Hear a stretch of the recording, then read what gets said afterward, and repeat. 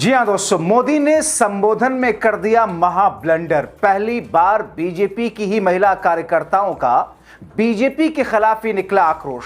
स्वागत है आप सभी का। आप देख रहे हैं द राजनीति का विशेष सेगमेंट खबर और विश्लेषण। मैं हूं जब्बार खान। दोस्तों, आखिर ऐसा क्यों हुआ कि जिस 8:30 बजे के संबोधन का पूरा देश इंतजार कर रहा था, सत्ता पक्ष के साथ विपक्ष भी और पत्रकार भी, मगर खोदा पहाड़ और निकली चूहिया नहीं, खोदा पहाड़ और निकला झूठ का महापहाड़। आखिर ऐसा क्यों हुआ कि जो बीजेपी अपनी साजिश और षड्यंत्र के जरिए महिला आरक्षण को पास ना होने के लिए विपक्ष के ऊपर डाल रही थी और अपनी महिलाओं को विपक्षी नेताओं के घेराव के लिए उकसा रही थी, बीजेपी के ही महिला नेता और कार्यकर्ता, ऐसा लगा कि पहली बार मोदी शाह बीजेपी की असलियत समझ गई इस मुद्दे पर। और दोस्तों, वो गई ही नहीं, निकली ही नहीं। दोस्तों, क्या है इसका पूरा ताना बाना, आपको विस्तार से आपको बताते हैं। दोस्तों, अभी अभी थोड़ी देर पहले 8:30 बजे का वक्त, घड़ी की सुइयों पर हमारी भी निगाहें थी, हम भी बार बार देख रहे थे आपकी तरह, क्योंकि वो महामानव साहब जो अवतरित होने वाले थे, नोटबंदी में हुए थे 8 बजे अवतरित। उससे पहले कई बार 8 साढ़े 8 बजे उन्होंने संबोधित किया है देश को, लेकिन उसके बाद कुछ बड़ा किया है। पहली बार थोड़ी निराशा दे गए, क्योंकि बोलने के लिए कुछ नहीं है, फैक्ट कुछ नहीं है। अब दोस्तों, भारतीय जनता पार्टी और मोदी सरकार जिस तौर पर प्रधानमंत्री नरेंद्र मोदी के लिए संबोधन तैयार किया, पहली बार मुझे ऐसा लगा कि उनके भाषण के स्क्रिप्ट राइटर के पास लिखने के लिए कुछ था ही नहीं। क्योंकि दोस्तों, वो वही बातें कहते रहे जो बातें पार्लियामेंट में वो शाह और बीजेपी के वो बेचारे गंवार किस्म के प्रवक्ता टीवी डिबेटों में कह रहे हैं। और ऐसी स्थिति में दोस्तों, वही सब बातें प्रधानमंत्री माननीय नरेंद्र दामोदर दास मोदी साहब कहते रहे। हां, तैयार होकर के जरूर आए, टेलीप्रॉम्प्टर बेहतरीन था, कहीं टेलीप्रॉम्प्टर अटका नहीं, बैकग्राउंड शानदार था, लाइटिंग से चेहरा चमक रहा था, उनके होंठ बिल्कुल एकदम गुलाबी गुलाबी हो रहे थे।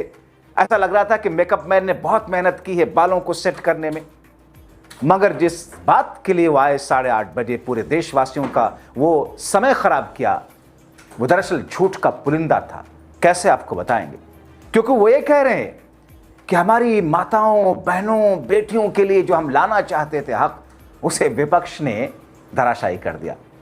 दोस्तों, इस सदी का इससे बड़ा महाझूठ और कोई हो ही नहीं सकता है। और मैं वॉर्न कर रहा हूं इस शब्द को कि इससे बड़ा झूठ प्रधानमंत्री नरेंद्र मोदी की तरफ से और सत्ता पक्ष की तरफ से जो बोला गया, इससे बड़ा झूठ हो ही नहीं सकता। क्योंकि दोस्तों, असलियत ये रही कि बीजेपी जिस बिल का जोरों शोर से भ्रामक प्रचार करती रही, उसकी असलियत कुछ और ही थी। असलियत बीजेपी द्वारा पेश किए जा रहे प्रोपेगेंडा और झूठ के खिलाफ है, जो जिसको अब वो असल बता रहे हैं।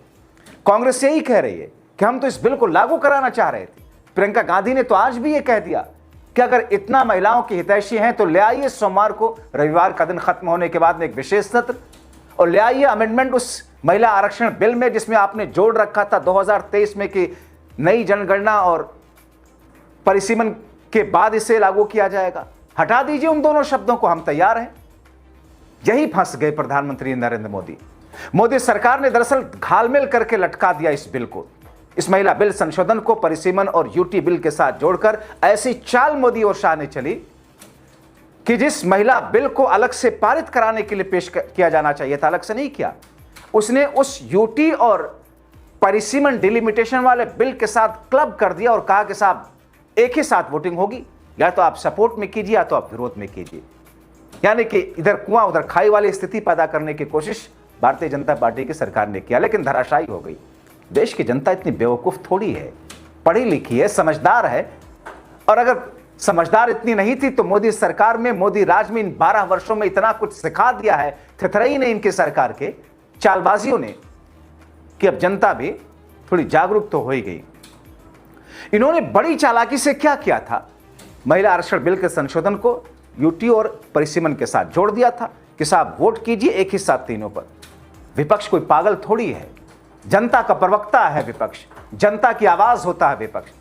और विपक्ष और मीडिया मिलकर के और जनता मिलकर के इस देश को चलाना चाहिए। मगर सत्ता पक्ष के ऐसा लगता है गंदी राजनीति के गंदी जूतों का तलवे चाटने में 1.5 फीट की जुबान लगा करके हमारा बिरादरी दरबारी मीडिया आप देख ही रहे हैं, आप बेहतर समझते हैं। मगर दोस्तों, महिलाओं का आक्रोश कैसे आया, अब आपको बताते हैं। कैसे देश की महिलाएं और खुद बीजेपी के महिला कार्यकर्ता ने एक तरीके से बहिष्कार कर दिया।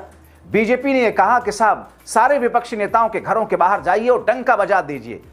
लोगों को यह लगे कि साहब विपक्षी नेताओं ने इस बिल को रोका है। बीजेपी आलाकमान ने आदेश दिया था कि बीजेपी के महिलाएं कार्यकर्ता विपक्षी नेताओं का घेराव करें, मगर तस्वीरें आप देखकर चौंक जाएंगे। उंगलियों पर 1 2 3 4 5 6 7 8 9 10 11 12 इससे ज्यादा महिलाएं नहीं दिखी। दरअसल बीजेपी ने अपनी पार्टी के महिलाओं और नेताओं कार्यकर्ताओं को विपक्ष के घरों का घेराव करने के लिए ड्रामा रचा तो ताकि जनता में देश में एक मैसेज भेजेंगे, मगर ये मुहिम जो बन नहीं पाई। मतलब अब लोग समझ चुके हैं, इसीलिए बीजेपी के महिला मोर्चा की तरफ से थिथरई वाले विरोध में 12 महिलाएं भी नहीं पहुंची। यकीन ना हो तो आपको मैं तस्वीरें और वीडियो दिखाता हूं। देखिए, अखिलेश यादव ने तस्वीर साझा करके एक्स पर लिखा, भाजपा वाले लगभग 12 करोड़ महिलाओं वाले उत्तर प्रदेश में कम से कम 12 महिलाओं को तो विरोध प्रदर्शन के लिए भेजते। ये तस्वीरें देखिए आप दोस्तों, वो 5 7 10 महिलाएं बैठी हुई हैं जो ऐसे ऐसे हाथ उठाकर, वो भी आवाज नहीं है, धीरे धीरे से निकल नहीं रही आवाज, क्योंकि झूठ का सपोर्ट तो वो अंदर से खुद ही भी नहीं कर सकती। अखिलेश ने एक और ट्वीट करके बीजेपी के महिला आरक्षण पर बीजेपी को नंगा किया। दोस्तों, नंगा मैं इसलिए शब्द कह पा रहा हूं क्योंकि खुद हमारे माननीय प्रधानमंत्री जी इस शब्द को कांग्रेस के लिए प्रयोग कर चुके हैं। खैर, अखिलेश ने बीजेपी का वो चरित्र वीडियो में दिखाया जिसमें वो दिख रहा है कि बात तो महिला सम्मान और आरक्षण की करते हैं बीजेपी, मगर देखिए कैसे महिलाओं का अपमान कर रही है। अखिलेश ने अपने एक्स पर लिखा, महिला पुलिस के साथ में भद्रता करने वाले भाजपाई क्या किसी महिला का संरक्षण करेंगे? क्या उन्हें आरक्षण देंगे? विपक्ष के एक वरिष्ठ सांसद वयोवृद्ध श्री नरेश उत्तम पटेल जी के आवास पर जूते से वर्चस्ववादियों द्वारा प्रहार सिर्फ इसलिए किया गया क्योंकि पीडीए समाज से वो आते हैं। यह प्रहार अपमान संपूर्ण पीडीए समाज का अपमान। आज सरदार पटेल जी की आत्मा बहुत दुखी होगी। 5 बड़ा या 7 वाले प्रदेश के भाजपा अध्यक्ष अपने समुदाय के अपमान पर कुछ बोलेंगे या सत्ता सुख के लालच में अपमान का घोंट पीकर रह जाएंगे। भाजपाई हार की हताशा से अपना आपा खो बैठे हैं।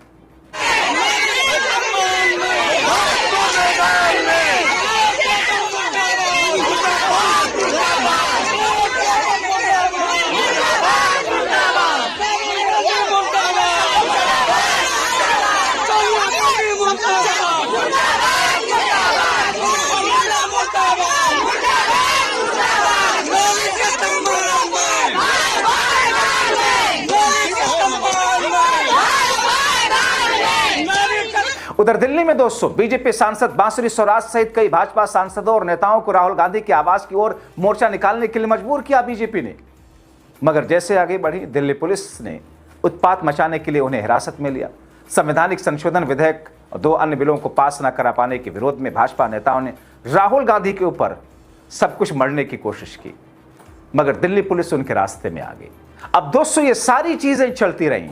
शाम होते होते दोपहर के बाद जब यह खबर आई कि 8:30 बजे रात में एक बार फिर से महामानव साहब अवतरित होने वाले हैं, हर कोई सोचने लगा, घड़ी की सुइयां देखने लगा कि 8:30 बजे या नहीं बजे। हालांकि पता सबको था कि मोदी साहब के पास बोलने के लिए कुछ है नहीं, सिर्फ एक फेक नैरेटिव बनाएंगे।